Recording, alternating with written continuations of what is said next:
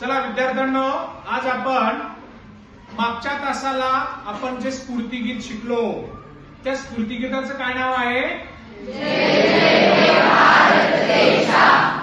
खऱ्या अर्थानं विद्यार्थ्यांनो, या गीतामधून आपल्याला देशप्रेम आणि एकात्मता याचा आविष्कार दिसून येत आहे. बरोबर आहे की नाही? आपण मागच्या तासाला कविता शिकलेलो आहोत आणि त्याची चाल सुद्धा शिकलेलो आहोत. तर आपण ती कवितेची अगदी लयबद्ध छान शिकवल्यानुसार आता आपल्याला सार्वत्रिक एकत्र कविता म्हणायची आहे. चला, तयार आहात तुम्ही? आवडेल कविता म्हणायला? चलो स्टार्ट. 1 2 3 स्टार्ट. नव्या जगाची